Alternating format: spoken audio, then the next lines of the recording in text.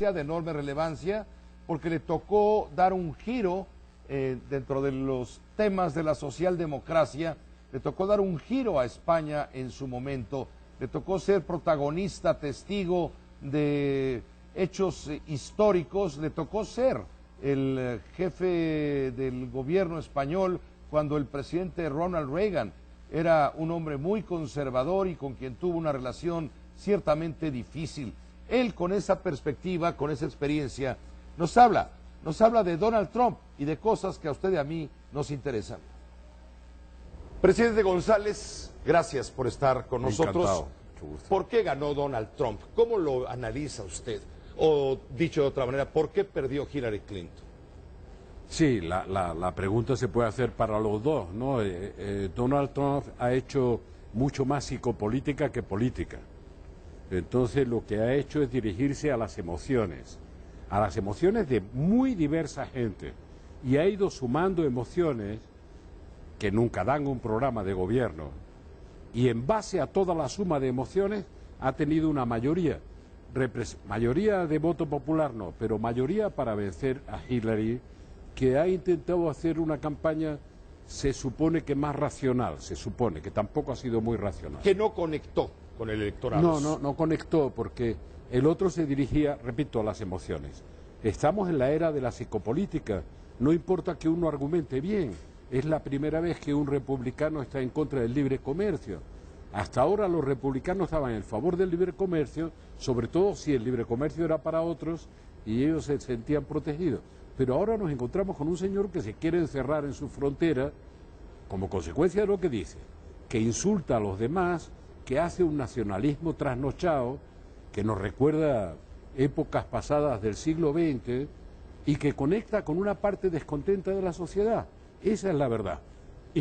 O con diversas partes descontentas. ¿Siembra el odio Trump con su mensaje Por o lo simplemente hace germinar semillas de odio, de división, que ya están sembradas en el pueblo? No, las fracturas son múltiples, no hay una sola fractura, hay muchas fracturas sociales.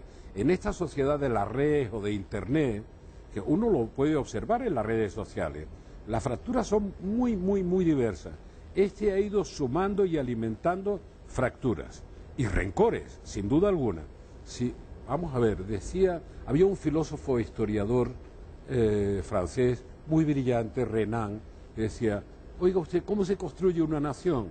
Usted tiene que mentir sobre su propia historia para enaltecerla y tiene que buscarse un enemigo lo más cercano posible, porque si es muy lejano no le sirve. Y así aglutina a la gente por distintos motivos. Claro, este hombre se ha permitido insultar a todo el mundo, descalificar a todo el mundo y decir: nosotros somos buenos y todos los demás son malos, sean mexicanos, sean musulmanes o vengan de cualquier otro origen. Y esa suma de emociones, repito, no hace un programa de gobierno. Al contrario, lo que hace es fracturar a la sociedad. Mire, ya no hablo de un candidato. La primera obligación de un presidente es intentar representar la unidad de su pueblo, aunque no todo su pueblo lo haya votado. Ciertamente, la democracia estadounidense está enferma. Al no darse cuenta de a quién eligieron, a un psicópata ignorante. Bueno, vamos a ver, la democracia estadounidense es un ejemplo más de la crisis de gobernanza de la democracia representativa en el mundo. Lo que pasa es que cuando el ejemplo se da en Estados Unidos, todo el mundo tenemos el foco en Estados Unidos, pero acabamos de pasar por el Brexit en Gran Bretaña. Vemos a un dirigente como Cameron, indigno heredero de Margaret Thatcher, de su propia ideología, que es capaz de quemar la casa para salvar los muebles, y se quedó sin la casa y sin los muebles. Por tanto, estamos en esa oleada de crisis de gobernanza y de demagogia populista, xenófoba. ¿Qué pretende Gran Bretaña? Para no agobiarnos, Gran Bretaña participa en la Unión Europea, cuyos fundamentos son 4 libertades, fundamento económico, 4 libertades: libertad de movimientos de capital, libertad de servicios, de prestación de servicios, y libertad de movimientos de mercancía.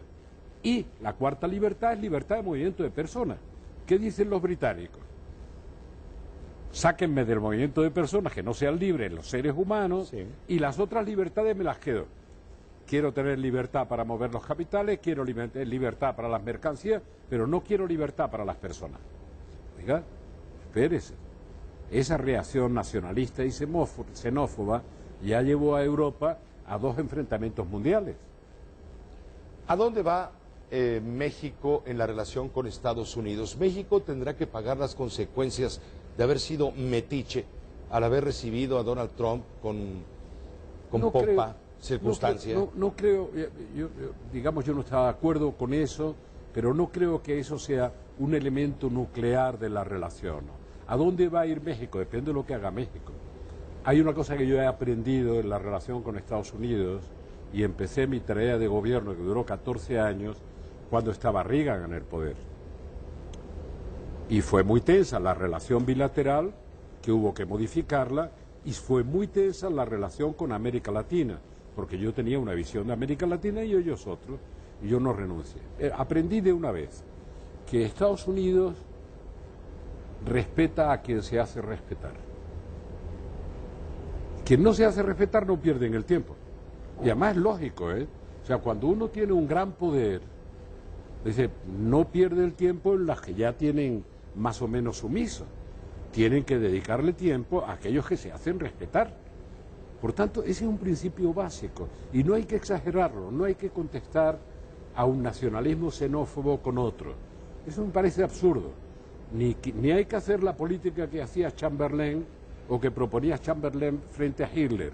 Ah, ya se ha quedado con los Sudetes. Bueno, apaciguémoslo, no es tan grave. No. Hay que mantener respeto haciéndose respetar. Gracias, presidente, por estar con nosotros unos minutos. Muchísimo gusto. Gracias. José Cárdenas informa. Todas las noticias.